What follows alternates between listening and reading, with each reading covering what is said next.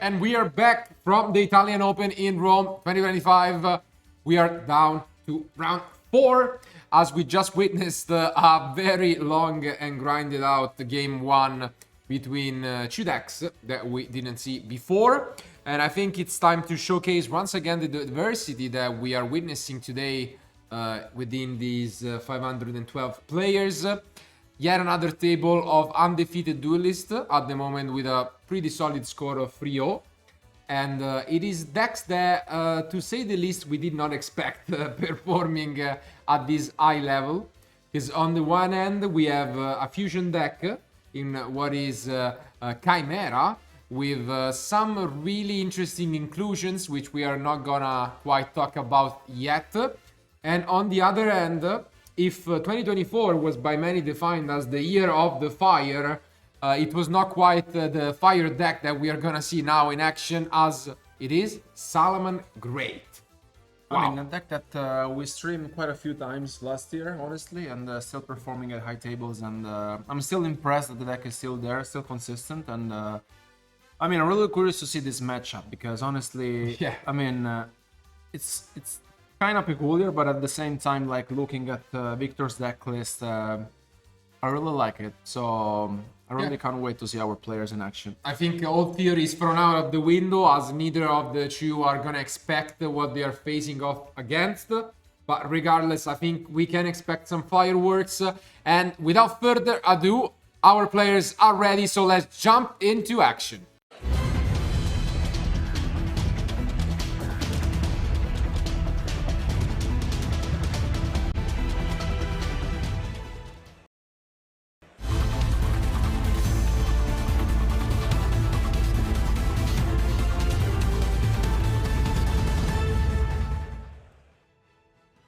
Here they are. Andrea against Victor. Re-rolling. And let's see who it is going first.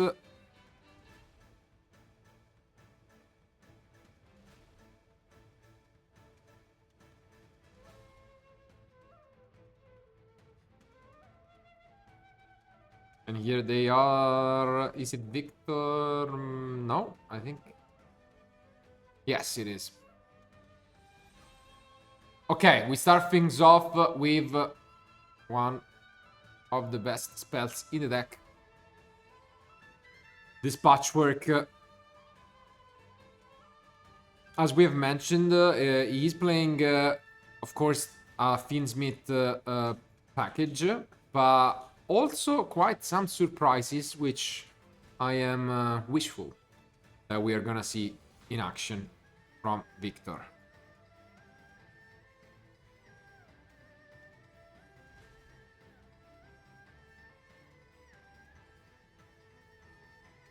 Yeah, I'm really curious to see the starting lineup he goes for usually.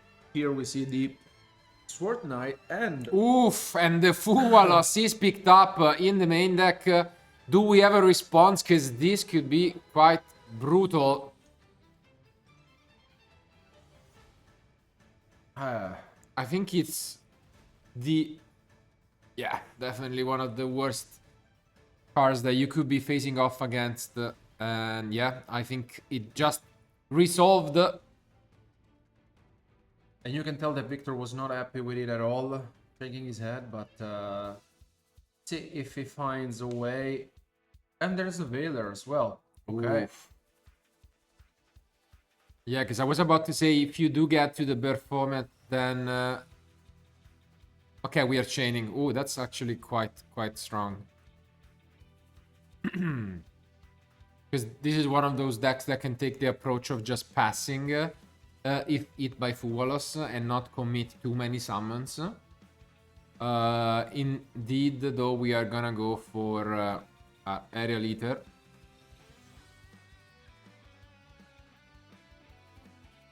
A card we have seen become extremely popular in Ubel as of lately.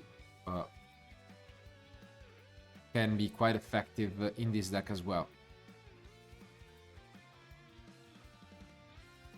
It's not a surprise that Salamangreat still is relying on playing a very high count of entraps. I think he's on 20 plus.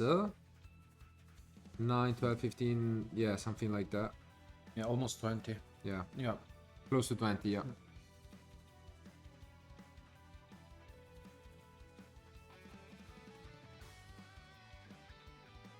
But now I think the pressure is mostly on Victor, because he needs to understand how to deal effectively with this Fuvalos. Ever since it was released, obviously there have been a lot of attention on the card, but it's unclear whether the impact was, I guess, as large as it was predicted by many players. It seems as if, you know, Duelist really found the way around this card, and Victor decides to still special summon more. I think he just understood he needs to commit. Otherwise, we would have seen a pass for sure, but doesn't seem like it. And it's just, you know, this Fuvalos is giving Andrea so many cards. And also plays the Nibiru, so there may be a scenario in which, you know, he draws it.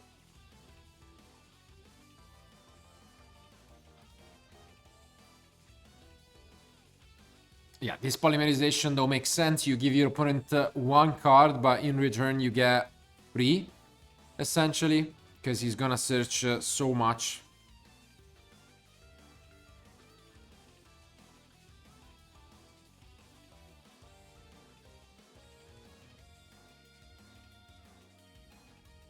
And he gets to resolve, so he will get a patchwork, which doesn't do much. Because he's out of edge imps, actually, but might as well just get it out of the deck.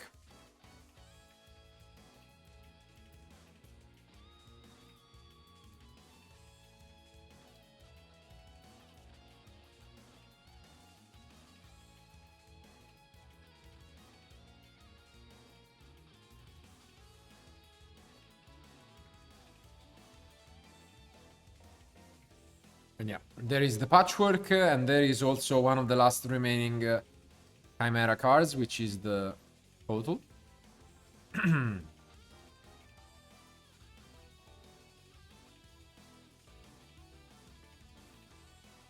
So we do have double Chimera fusion. I think another poly maybe, although it's a different Yeah, he has another artwork. poly, the Chimera fusion.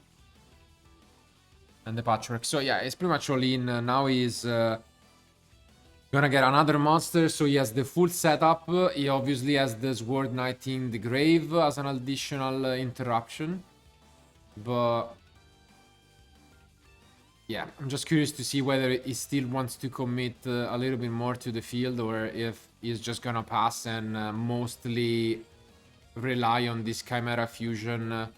Yeah, makes a lot of sense to me. Gonna set 3 cards and pass.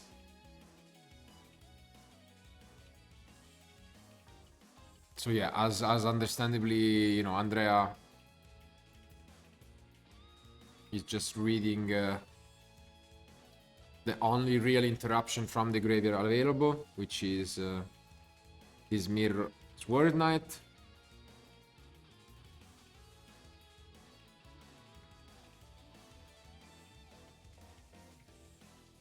But as you predicted, here comes the rock.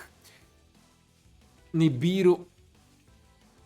This deck does not always play, you know, and commits to this many summons, but yeah, this is just absolutely brutal.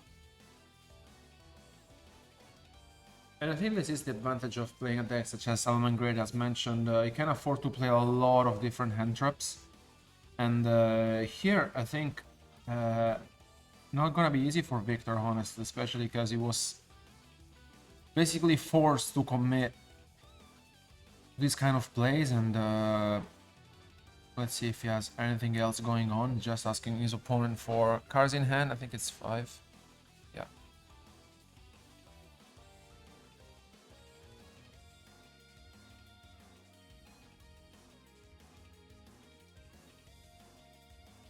And yeah, Salamangreat of Fire is sniped by Victor. Now that we are in the end phase.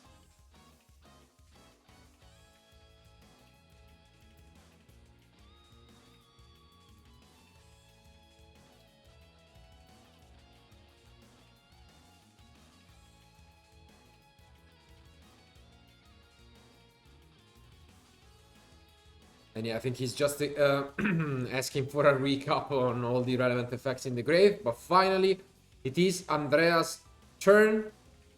He knows that he has to deal with the Chimera Fusion face down.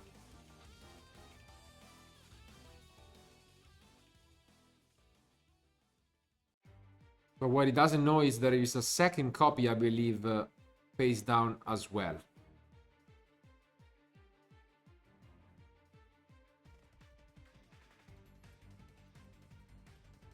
Okay, he activates, I think in the draw phase or standby phase, not sure, to special summon one from the graveyard. What I like about the Chimera deck is that you have a lot of recycle options, Yeah. and the more you recycle, the more resources you get from your deck as well.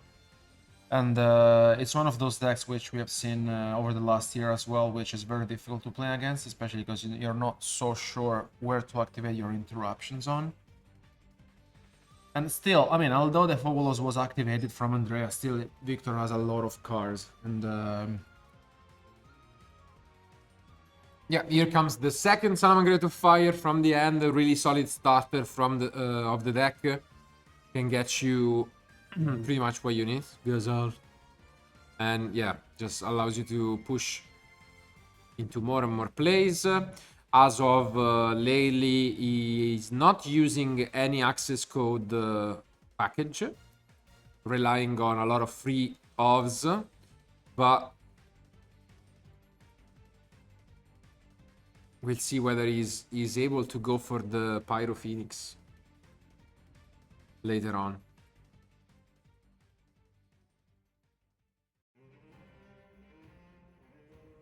And here comes Gazelle.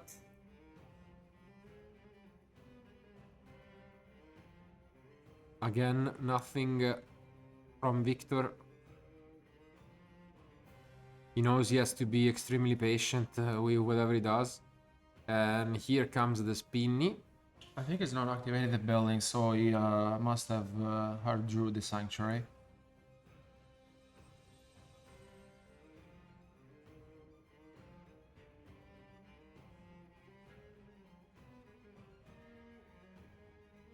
And finally, there comes the first Chimera Fusion, going most likely for the pop. And yeah, there it comes, Guardian Chimera. What a card. Using 2 from field and 1 from hand, allowing him to destroy 2 cards and then draw 1.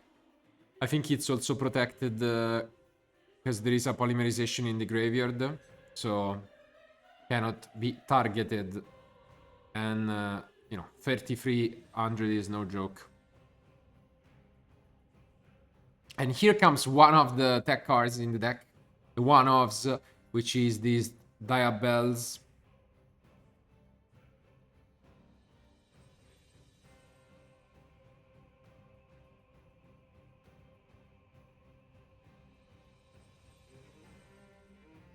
And gets rid of the Billings and the Gazelle as well. And I think Victor has also 5 cards in hand, so brilliantly executed from him.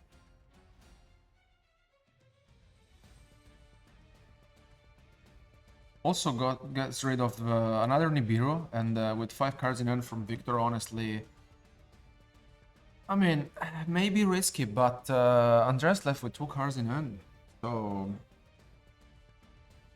this is just show how powerful the Chimera deck is in recycling and having a lot of different options. I think it's the Weasel, right? Yeah, he gets the Weasel, which is just another extender at this point. He's maxing out on this consistency card with triple silent mining. And yeah, here comes the Weasel.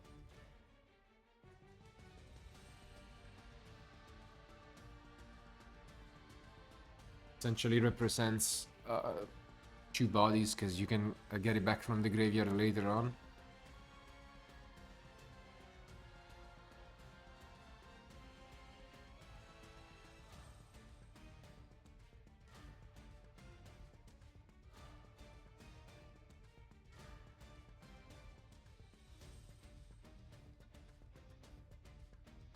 Another spinny here, and honestly, although that Fubolos hurt a lot, the thing is, Victor has a lot of different interruptions, and you can tell here is just having a think whether to allow this or not, but also we need to understand where does Andrea want to go.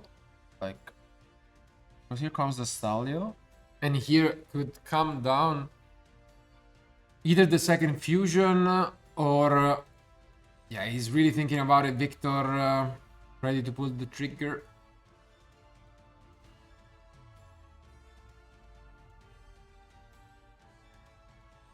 And he does activate the second copy of Chimera Fusion.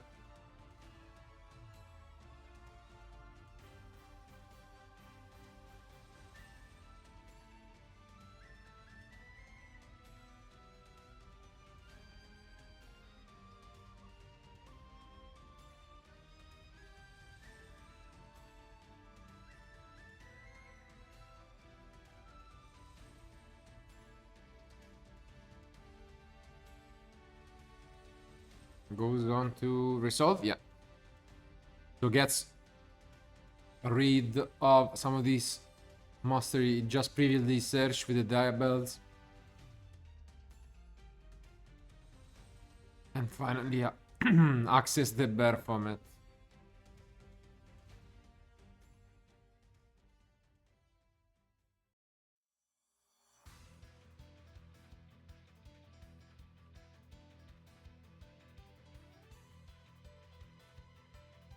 Yeah, the Berfman is very nice, especially because he can send one base Fiend or Illusion from the deck to the graveyard, and you can also banish this card from the graveyard to basically bring back one of his banished monster. Now the Sword Knight goes to negate the Stalio. And the pressure is back on Andrea to figure out how to proceed from here on. And I think he has seen enough. Victor, even through this Fuwalas, was able to set up a very nice field full of interruptions thanks to this double Chimera Fusion, and you can see him being quite happy with his performance. And now it's it's where the fun begins for both, because they're gonna have to improvise their side deck a little bit. Definitely not expecting to be facing off against these decks today. I think like Victor can be very happy with this, but on the other side, if you're Andrea and you saw Fuvalos, Veiler, Nibiru, and they didn't do much, because at the end of the day, Victor had more cards than you in your very first turn of play. This may let you think I'm in trouble, especially because I think Victor had thought where to continue or not at the very beginning of the turn, and I think it paid off in the end, because I think he piloted it very well. And looking at the side deck, honestly, I mean, like, you cannot be prepared against all the various decks in the current format, but for sure, honestly, I don't really see Andrea, apart from maybe the cross-up designator and the Call by the Grave, anything else. Maybe the Shifter, but this is something that he sides in just for the cross-up designator.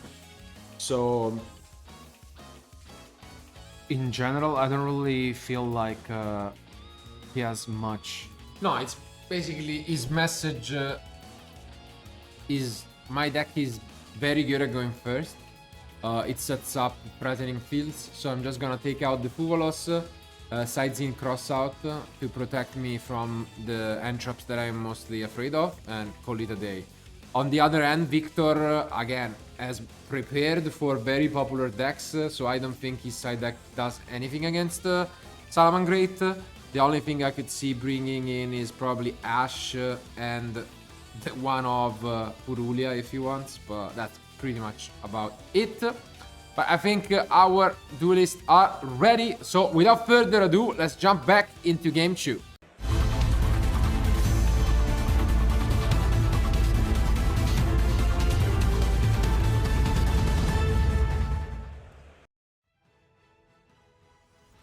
Here they come, and let's see if Andrea is gonna be able to resolve some combos. I mean, Chimera is known for not being quite heavy on the end chops, so he should be fine. And goes to normal summon the Gazelle, which is not ideal, but I mean, works out.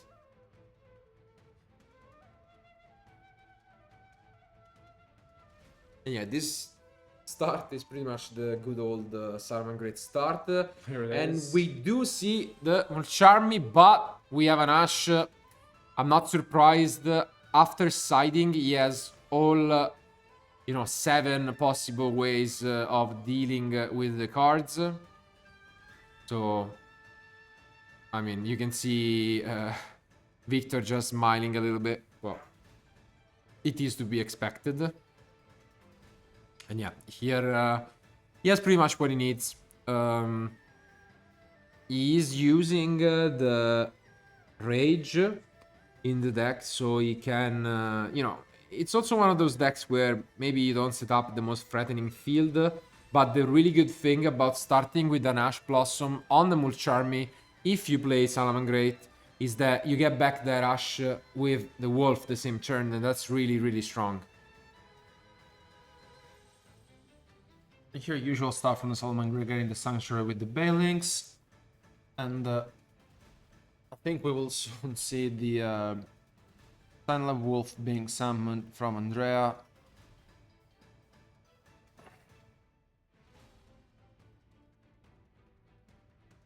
Yeah, yeah, and there it is. The Wolf in Rome get an additional boost.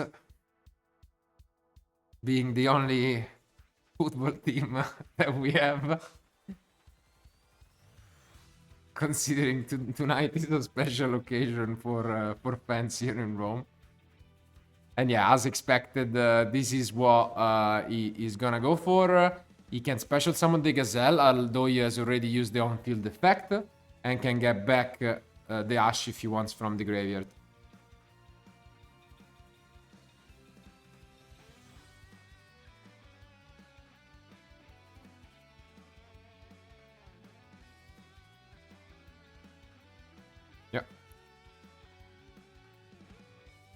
Now we see the Weasel, and oftentimes you can use this quite nicely to give your opponent afterwards a monster, and then take advantage of both Princess effect and, drawing additional cards, which is quite a nice interaction for the Salamangreat deck.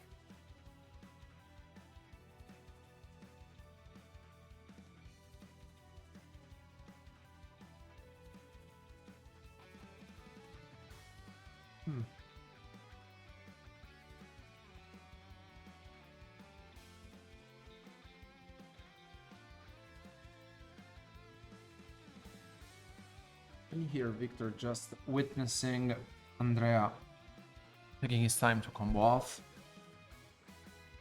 Yeah, here comes the Raging Phoenix.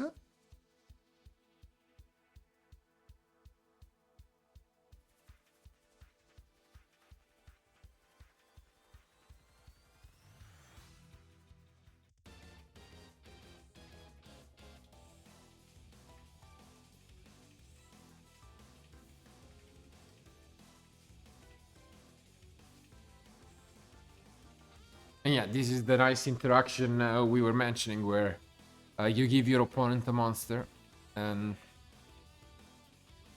now he's able to get back the counter trap, essentially building his own Solemn Judgment.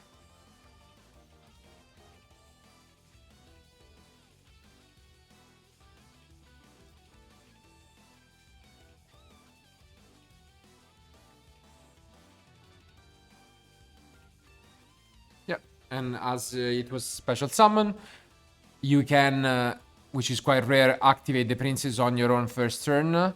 And this is the typical Salamangreat line where you destroy both, and then you can still link climb, making this Pyro Phoenix.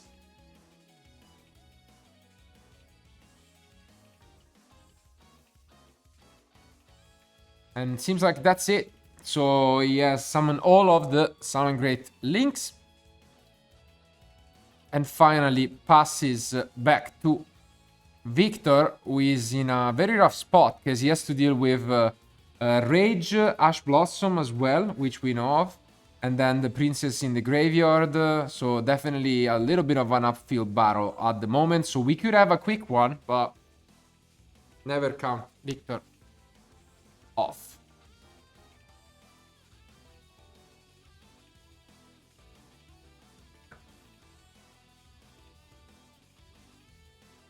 Okay, here comes Apprentice trying to search.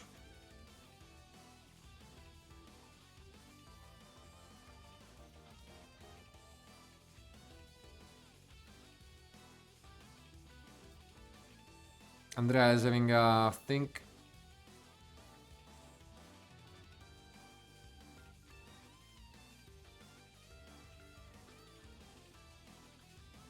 Ooh, but we see a Droll and Lock, which, by the way, yeah, is from the side deck from Andrea. And yeah, I think Victor has seen enough. I mean, it would have been tough even without the Droll, but yeah, that was just the nail in the coffin. And the score is tied. Both setting up their own fields.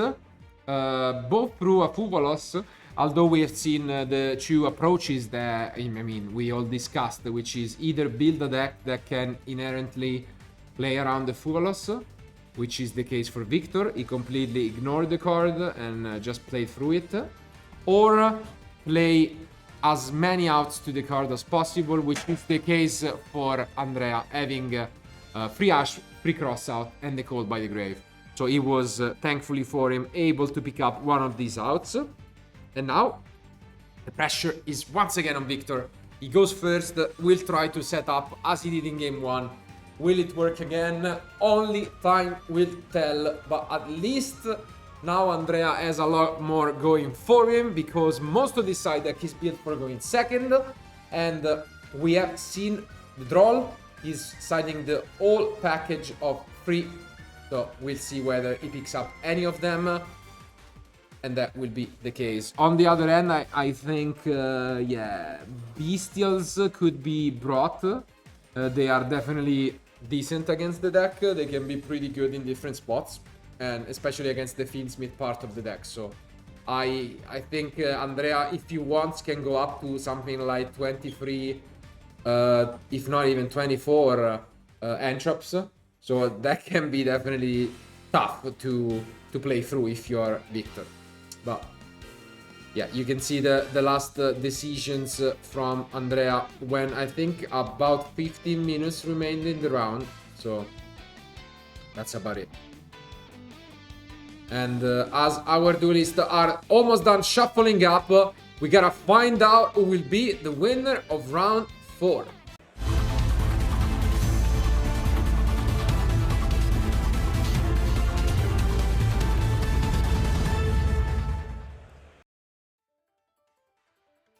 Here they are.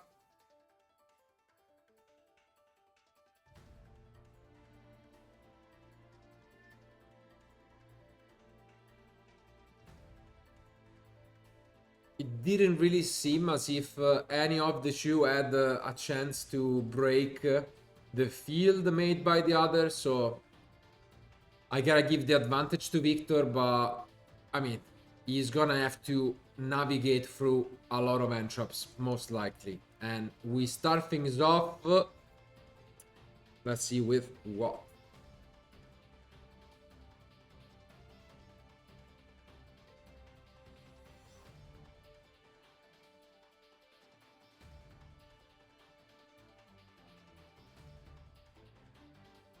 Okay, same as Game 1, same response, and Victor does have the Ash this time around, though.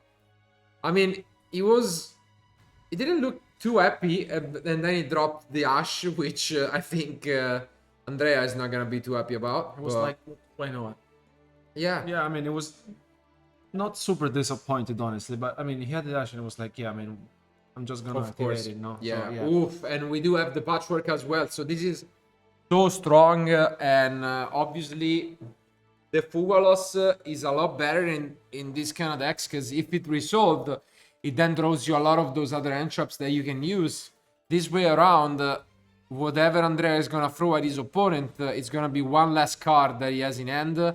And we have seen how good Chimera is at just managing resources. And that's, yeah, a lot of trouble coming his way.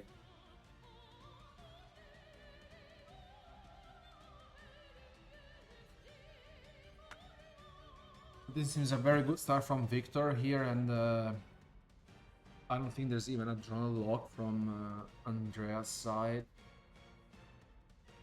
And look at this. I mean, this is what we were talking about before. Like, not only Chimera puts a lot of pressure into your opponent, but at the same time, like, I mean, ooh, here we also see the... And yes, finally, I've been waiting for this. We do see another package that is included, which is Evil Heroes, which allows you to kind of bridge into the Fiendsmith, which is pretty cool.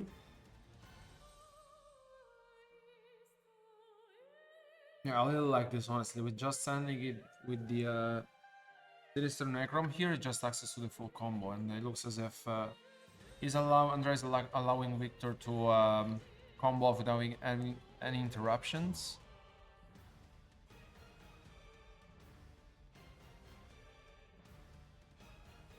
There's also the core, which is being discarded, and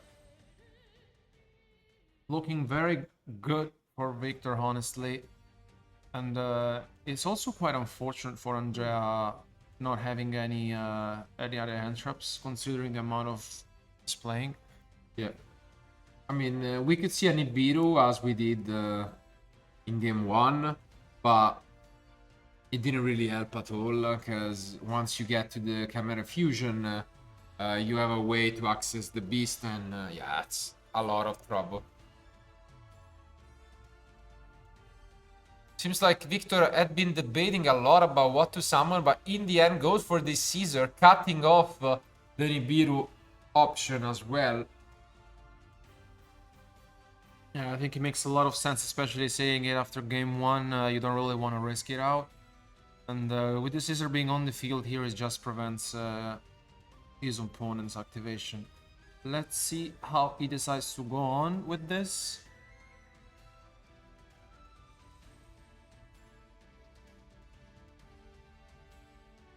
Okay, goes to activate the Chimera Fusion, the first of this game.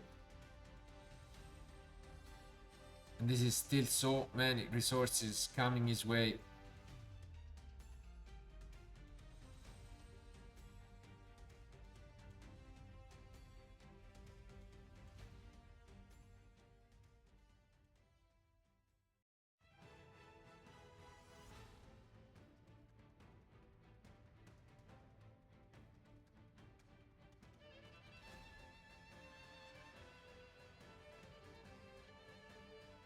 About 30 minutes remain, which should be enough to play this game out. Hopefully, at least. It does represent a little bit of concern for Andrea to just try and not only break the field, but then have enough to not losing time in the subsequent play. And I think I spot a droplet in the end from Victor too, which, you know, can help, although it's a going second card, you know, can be quite tricky. And today has been a very odd, you know, day of Yu-Gi-Oh! meaning that we had a lot of attack and defense modifiers matter, so maybe Droplet will be relevant more for his shrink-like effect rather than the negation.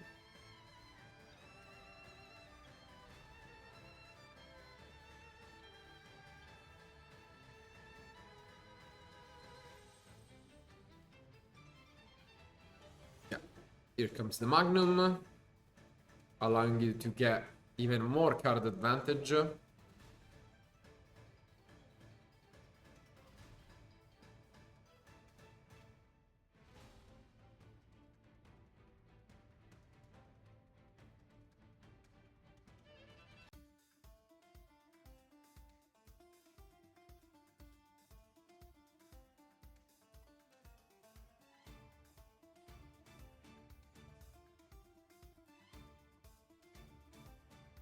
Yeah, I mean, just the card in the bottom should stay the same.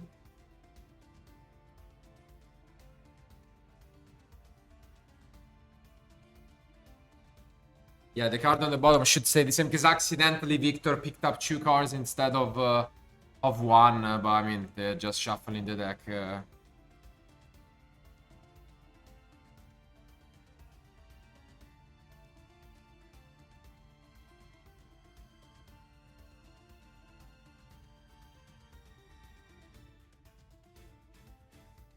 So yeah, I mean, they're just gonna quickly fix it because the card in the bottom of the deck, as you can see, has to be the polymerization that was shuffled. But I mean, nothing too serious. They're quickly fixing it, and then the judge is gonna shuffle the deck for them, and that has been fixed. Yeah.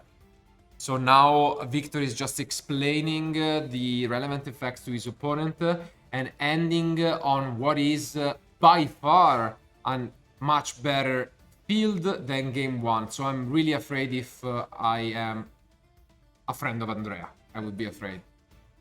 We also see these nice Diabells, which kinda is a pseudo anti-spell fragrance.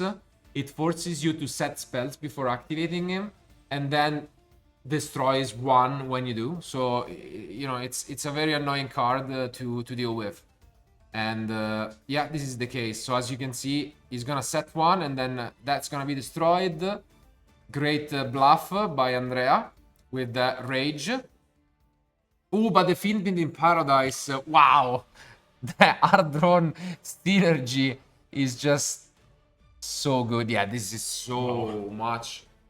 Yeah, too many interruptions, I think, from Victor. So although here he's trying his best, he has a bestial, like the King Caesar can just negate it. There is no way that you can chain any spells because the Diabells is there. So yeah, this is very rough. Wow, I mean, look at this. This is impressive, honestly. Yeah, it's definitely scary. It's a very oppressive field. And I think he has used also the Gazelle. Wow. I mean, only a couple cards remain from Andrea. Sets one. Could be a spell. And so Victor is thinking whether he wants to activate the fusion. Doesn't seem like it. And I think he has passed. And yeah, that's pretty much it. As long as he deals some damage and just calls time out of the equation, there are 8+ minutes remaining, and yeah, Victor is perfectly sailing through this.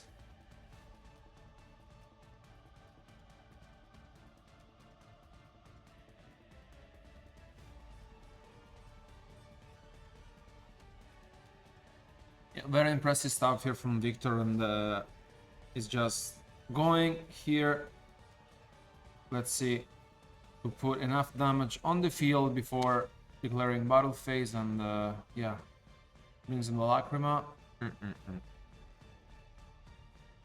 Yeah, just call it a day at this point.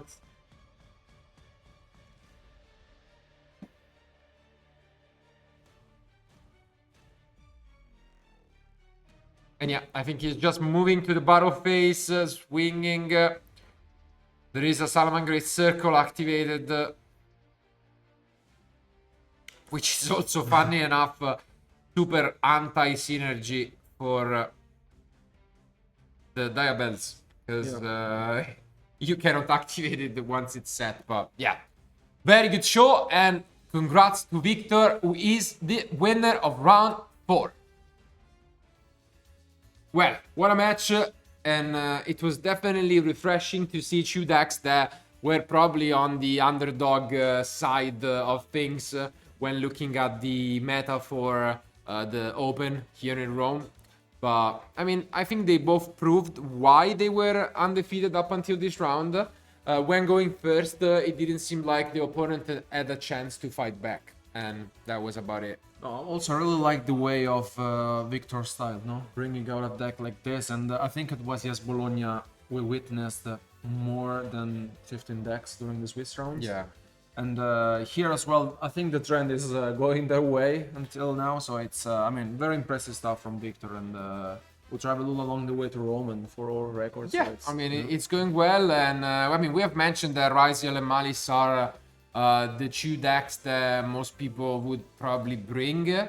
But I think as compared to previous just meta, maybe there is a lot more freedom in the different decks that you can bring. And as you have mentioned, Bologna, Lille, a lot of the events in the past years have shown that you can play whatever deck you're comfortable with and just do well. I'm just thinking of Julius especially, which proved with Rika and then Mermail that you can play whatever strategy at all and still be extremely consistent and successful. So I'm definitely looking forward to see what the future brings us. But this was the end of round 4. But again, thank you guys for being with us. But don't go anywhere, because we'll be back soon with more content here live in Rome.